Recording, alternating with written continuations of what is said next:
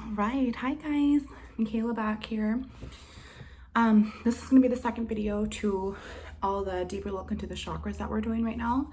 You should have watched that I am the root chakra video before this. If you didn't, it's okay. It's just some little information about our sacral chakra, or I feel, basing it off of balancing our chakras in our gardens video lessons before. So we're just gonna take a deeper look again. I'm sure we will revisit them later. They're all separate videos, so I'm gonna do a little introduction for each one.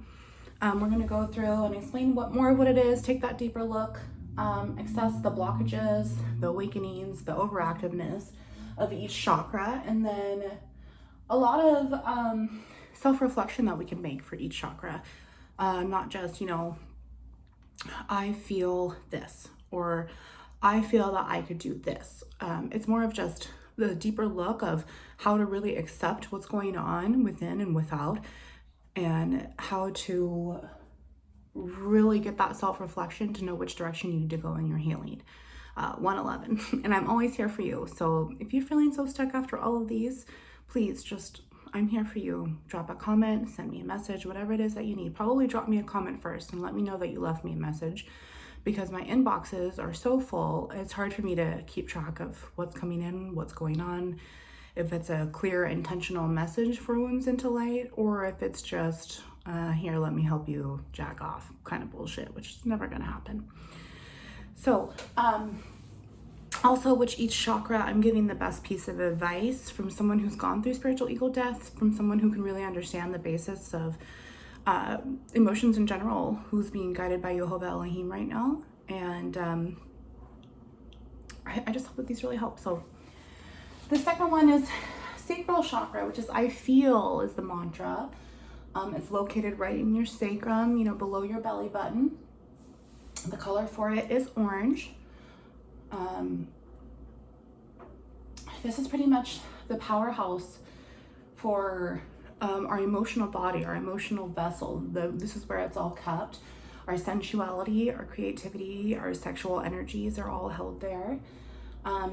It's pretty much your emotional relationship towards others is harvested here, even though we feel like emotions would be in our heart base. But all those other emotions need to be held somewhere, and our whole chakra garden is huge, ain't it? I mean, look at where you're working from the top of the head all the way to pretty much you're in between your legs and whatnot, right? Your legs are still gonna come down. This is your head here. You've got some arms out. Your limbs are just floating there. You're just holding space for them the whole time. But really, right down here, when you're listening to your gut and your gut is going off, this is where your chakras are, your deepest parts, okay? And energy is so powerful that it's just getting stuck in one chakra while it's also growing and expanding to the next, getting stuck again, as within, so without, growing up, and one more time, going all of this. And each different things happen when you're ascending.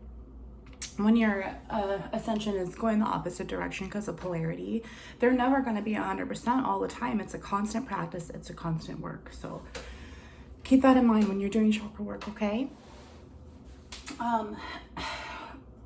This powerhouse here is guided by pleasures, and you can have positive pleasures or you can have negative pleasures.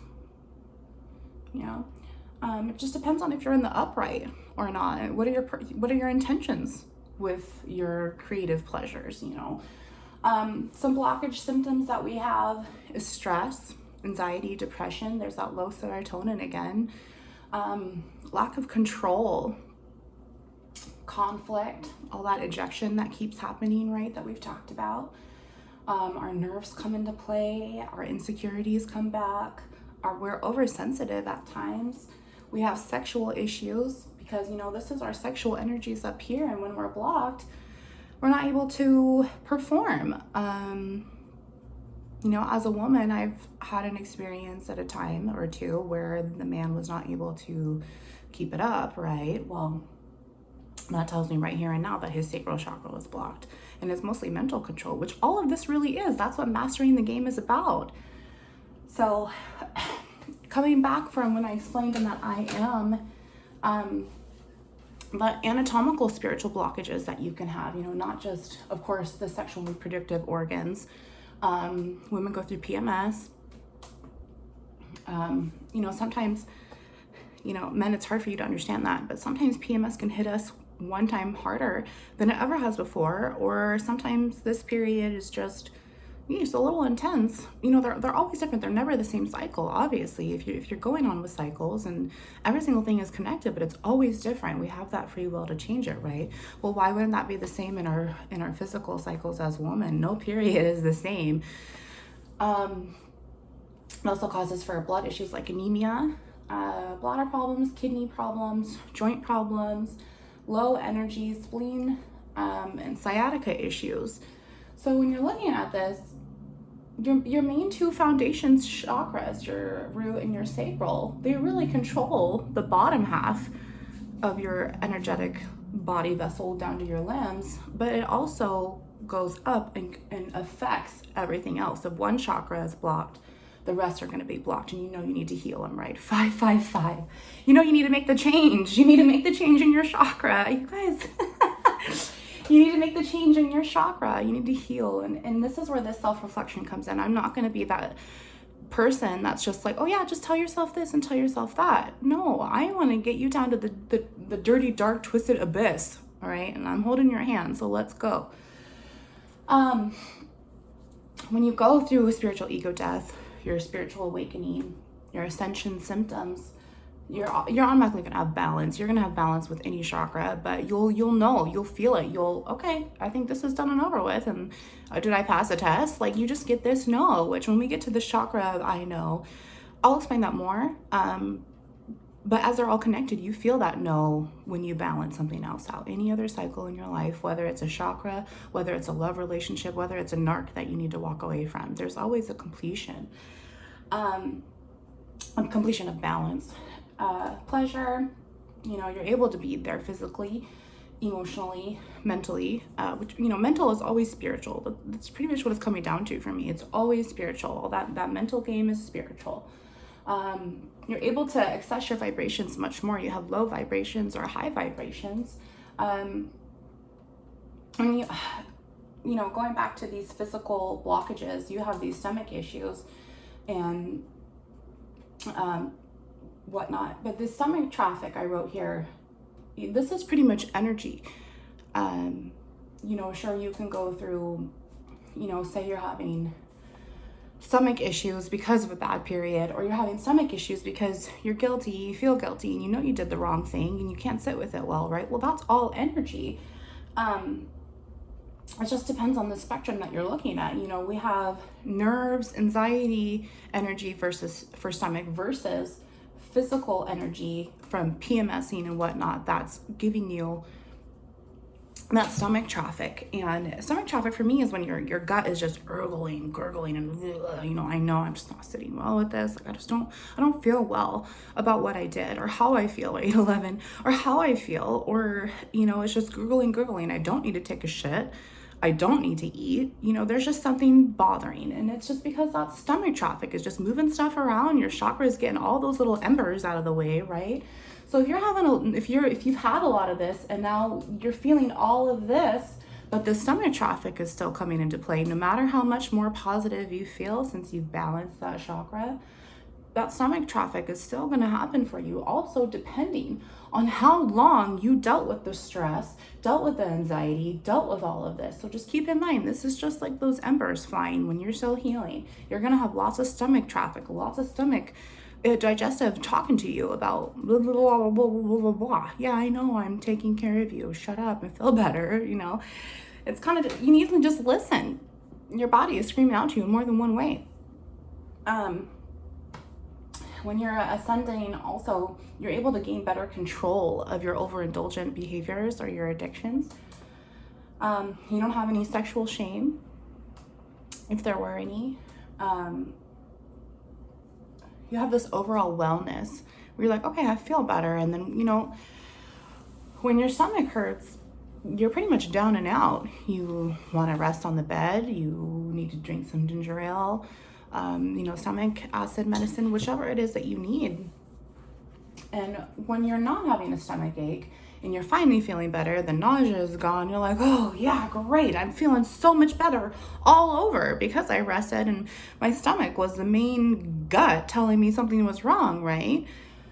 And overactive Oh, I forgot about abundance here. Yeah, you feel all that abundance because it's kind of like, you know, when I talked about energy as the currency to earth as, or the universe as money is the currency to earth in the Monopoly game, virtual reality. It's like that. And every time that you answer the call, every time that you listen, every time that you don't fight your spiritual power, so you don't gain consequences, you get this abundance. And abundance comes in any form. It's not just materialistic. It's not just energy. It's, you know, I feel better, or like, hey, I'm able to feel this way about myself because I chose to not feel that way anymore. So please be open to abundance. It doesn't have to be physical. Okay, you are so rich, more than you ever even know, if you just love and have an attitude of gratitude for your abundance that the divine gives you. If you have an overactive sacral chakra, depression, anxiety, fear of intimacy, energy overload, overactive nerves. I really feel like I stressed out for so long. That's probably how I got fibro. Because fibromyalgia is just 11. Fibromyalgia is just overactive nerves that become too overreactive, and then they have their own mind of their own because they're just continuing to short out, really, right? Causing all that pain, the flares, the stiffness. It just doesn't cooperate with you. There's no balance there. It's not resonating well, and now you've pretty much just screwed yourself into it. So what are you gonna do to get yourself out? Big overactive sacral chakra too is mood swings. There's no control of your mood. So let's move on over to things that I've self-reflected with in these situations. Like I said in the first one, therefore on, you know, just think of the energies, read them the way that you want to, reflect on maybe past experiences before, or maybe it's just going to make you ring that diner bell on someone that you know, just, oh, this sounds familiar, don't it? And then just remember that you can choose. You can choose to make yourself stay in these positions, or you can choose to put yourself first. And that's what this is all about. So some things that I've self-reflected that I'd like you to take consideration to. Oh, you guys, I'm so sorry about that glare. I'm just too tired to hang up the blanket, and I'm talking and the message is still being sent anyway. So took a picture. I will post it along with each chakra video. I'm just really trying to hold my exhaustion up because this last week has been really difficult for me. Stay tuned because I already journaled that one out. How do I feel now? You know, holding space for the moment. How do I feel right now about any situation that's gone on, anything that's upsetting you, anything that you just can't move past? This is what all these self-reflection questions are about, okay? And I have faith in you. I know you can do it no matter how hard it is. Is this an appropriate response? How do I feel about myself? Do I even enjoy how this feels? Probably not. But when you think about, do I enjoy this or not? You probably don't want to make yourself feel it again, right? How can I prevent this feeling? How can I prevent from others feeling this? Do I intend to make them feel like that? Am I in charge of my own feelings or theirs? Do I make them feel like that, or is it their own burdens? Their own shadows that they're neglecting to take? That shadow work is haunting them and only them. You know, that light work, the light work that I'm doing right now chases me, but it don't haunt me anymore because there's nothing to fear about it. Do I feel all of the emotions, the good, the bad, and the ugly? Am I only feeling one? Why am I not feeling everything? If I'm not feeling everything, I'm not resonating with it, and I'm not supposed to be resonating with it. So therefore, your mental control should be like, well, I'm not holding emotions for that. I'm holding emotions for this. Once you feel it, once you feel that emotion, it's a sign. It's a sign. It's a message from your ancestors, your holy spirits, holy angels. It's a sign, whether it's positive or negative. If you feel this one way, then you know that that's a sign to feel like this. And if you feel this one way, then you know that this is a sign to, you know, get you to where you want to feel the opposite, to get you to heal, to get you to take that next path and that one step, just to get you further along. Because it doesn't matter how big or little your steps are taking, right? As long as you're making progress, that's, you know, that's the practice. That's the devotion to yourself and the divine. And God still sees no matter what. He doesn't, God doesn't judge his steps when he loves you, and he ain't gonna judge yours. As long as you're just moving in that direction, he will never fail you. He's loved you this whole entire time, even when you knew nothing about this. Even when you didn't even know that all of this shit was going on, you know, he still loves you. He still believed in you when you didn't believe in yourself. And I believe in you. And you know that I pride myself on being a reflection of the divine within me. So I'm proud and he's proud. So good. Okay. Where did we leave off at? Oh yeah. This one I feel is really important. Because as an empath, I've always felt the reaction from others. I never mentally took it in as, oh, I'm feeling that way because I'm feeling that way. Not because of them.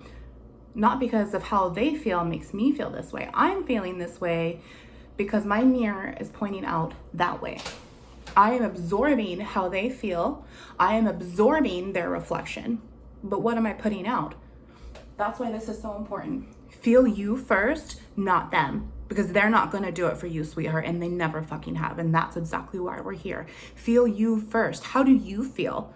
You know, how do I feel right now in this moment? I feel like they're a bitch, but okay. Is this an appropriate response? Well, let's see what happened. This was a situation. This is what was talked about. This is why they're upset. And this is why I'm upset. What's the appropriate response? Sure, they're being a bitch, but do I want to be a bitch back? What's the spiritual consequence that I'm going to get? You know, do I feel like they're a clean spirit that just has an ego problem? Or are they a demonic spirit that just is wicked and you'll never be able to rationalize with them? Choose yourself first, because otherwise you're just playing this fucking game between these wicked, evil, unclean spirits while you're thinking that they're clean and they're willing to think and feel for you, and they're not. You know, going back to how do they feel? How would I feel as the opposing party? And I've always, you know, ever since like dealing with my mom and my sister, I've grown to, okay, if I feel this way, how do they feel? Because I want to apologize to them if I'm supposed to, because that's the right thing to do as an adult who has a divine backbone. But if it's undeserving, or if I feel like, no, why would I apologize because they're a narc? Why would I apologize when they refuse to heal? You know, I'm sorry that I upset you and that we're in this situation, but I'm going to feel for myself first, and I'm going to trust my gut, and I'm going to trust the divine, and I know that I'm in the upright. So you really have to sit there and observe the situation, not through self-reflection, but through reflection of others as well. And if you make your own pros and cons list while you're self-reflecting, are they an unclean spirit or are they a clean spirit that just has an ego problem? Because either way, you don't want to deal with either one of them, but you're still dealing with them. And you guys, that demonic possession over me, I cannot believe the control it had. And how I was able to be in my own vessel, my own lampstand, but to think and feel a different way as I was internally like, no, this isn't what I'm trying to do. This is really weird. I'm kind of scared, but I'm not going to fear Jehovah. And I'm not going to fear the devil anymore. And then it left. It left a total of 5 times. I thought it was 4, but Jason reminded me of a 3rd time. So 3 out of 5 times, Jason protected me. And I don't know where I would be at if he wasn't there to do that at those moments, because those moments were really scary. But I did it with bravery. I did it for Jehovah. So how do I feel about others around me? How do I feel about them towards me? There's a duality there. You know, how do others feel towards me? Like, is it deserving through this duality? Is it deserving that I feel this way, 1911? Or is it deserving that I feel this way towards them? You know, well, oh gosh. Okay, so there's like a double duality here Jehovah's saying to me right now, because you're also, okay, how do they feel towards me? How do I feel towards them? But what he's saying too is we're in charge of our own feelings. How am I making them feel? But they are feeling that. I'm not making them feel that. They are, you know, which that That is huge, because that can be used as a narcissistic manipulative tact, because my mother always used to do that. But it really just shows you that you are in control of your own behavior and you are in control of your own game. Don't let a narc tell you that. Oh, I don't make you feel nothing. You do. Yeah, you're right. Then why the fuck am I putting myself in this situation with you? What makes you think it's okay for you to treat me like this? But then when I treat you like shit 10 times back, you don't fucking like it. You tell others that I need to get off my high horse and make it right. When I wouldn't have never had all of this healing and all of these fucking problems come to the light if it wasn't for you in the first place, right, Mom? So, you know, I'm just calling it how it is. You make me feel this way because of this. However, I feel that way because of the other things that you've also done, because of the things that you've taught, because of how I was raised. So it's really like this quadruple duality that has 2 negative aspects and 2 positive aspects. And isn't that what we're all about anyway? That's exactly what the spiritual world is. It's 2 negative aspects and 2 positive aspects, and the 3D and the 5D. You know, these first 3 chakras, so root, sacral, and solar plexus. Once you get up to the I love, the heart chakra, it's all 3D. I love, I speak, I see, I know. All of those above the heart chakra, they're 5D. They're also 3D, absolutely, because they had to go through the 3D to get to the 5D, right? They had to have that spiritual ascension. But that 3D, it is so important to TLC those 3 first, because all 3, this is the whole little house before the heart comes into play. Remember how I talked about in, oh gosh, what video was it? I talked about seeing what I see. And I shared the pictures of everything that I've been scientifically doing. The last half of that video. Man, what video was that? I forget. Anyway, I talked about how eventually this spectrum is going to eject me into the right direction, right? So right now, I'm still down here. I'm still facing out this way. I'm still trying to figure out which way this is going. But once it gets to the heart, once I get to the turning point, once I get to the excitement, it's going to shoot out, twist around, and go back this way. It's going to just, all the negative is going in this way, and then it's going to bounce out like this, right? 22, 22. It's going to just, boom, go like this. And that's literally what you're doing with all of this is just negative and you're turning it into positive. Therefore, it shoots out this way. And once it gets full of here and it's completely balanced and grounded and all of that, then you can go poof. And there's no limit to this, you guys. There is no limit. You are limiting yourself right here, right now, by not doing the work that you should, by not listening to the divine, by not answering the call. You know, whether you're in the upright or not, I hope for God you are in the upright. But if you're not, that's why we're here. I don't care who you are. I don't care if you're even my twin flame. It doesn't matter to me. We all suffer this and we all go through this, okay? Does how I feel honor my highest self? Does how I feel honor the divine? You can struggle all you want with not honoring your highest self, but when you don't honor the divine, that's just a whole nother set of spiritual consequences, right? Choose how you want to feel. Am I choosing to feel what I feel for too long? Like, what's the appropriate time? However, it just depends on each situation that you're going for. And, you know, okay, let's just, Jehovah wants me to bring up my twin flame. So I dealt with my line for what, 4 to 5 years, right? And so for 4 to 5 years, I held myself in this, in the root, in the sacral, in all of this negative aspect.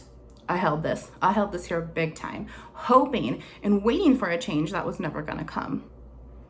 And if it was never going to come, just how much further down? You know, because I'm pretty much right here. You know, I've still got issues down here, especially with this last week and my energy and whatnot. And my journal will come out, you'll see. But, you know, I'm still in the upright and I'm still focusing on all of these. But when you're in the negative and you're not in the upright, you're only focusing right here because that's fucking all you got left.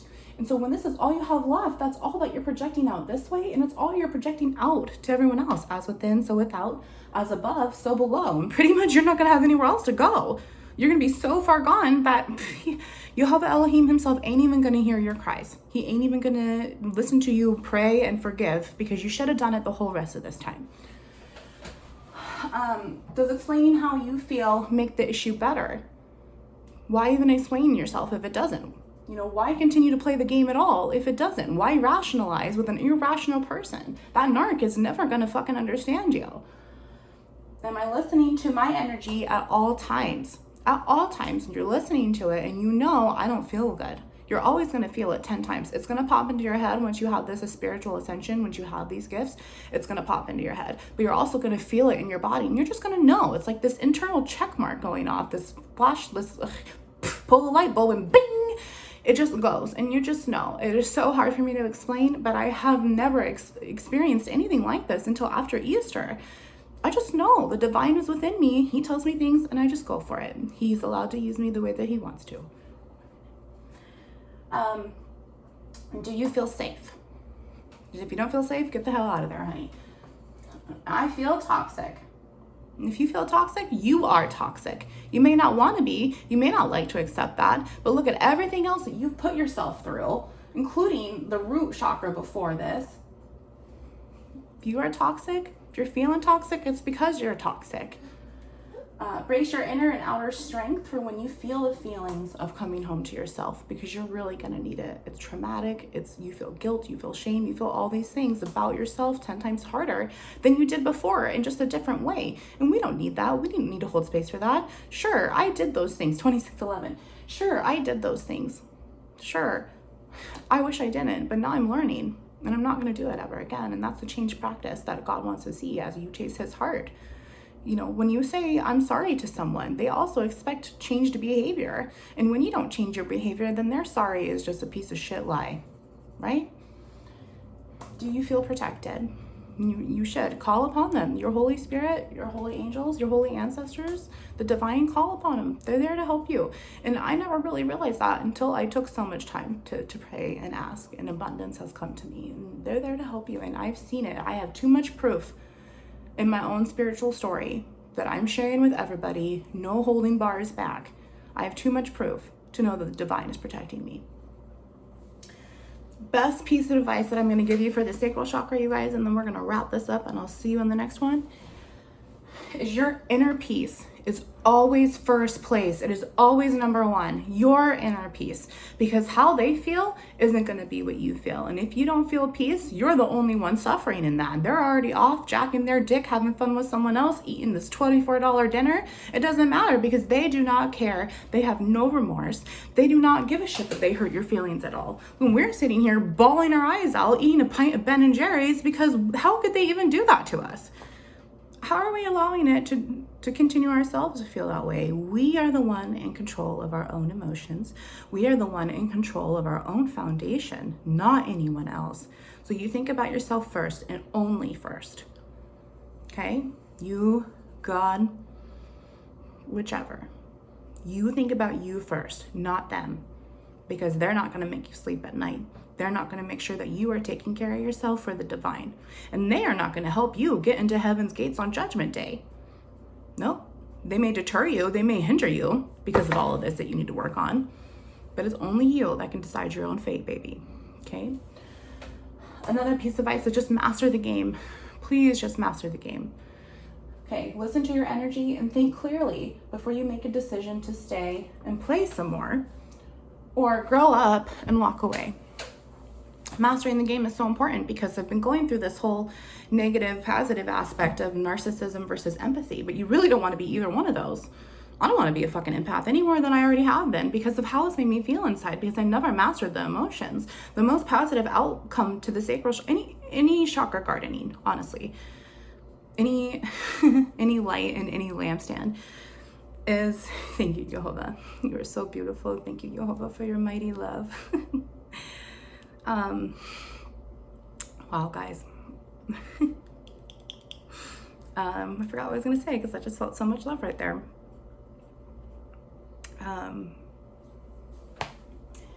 Oh yeah, grow up and walk away. And you are holding yourself there in that position. And I'm not even sure if that's what I was picking up on, but that's what's coming through my headspace now. So, yeah, listen to your energy and think clearly before you make a decision to stay and play some more.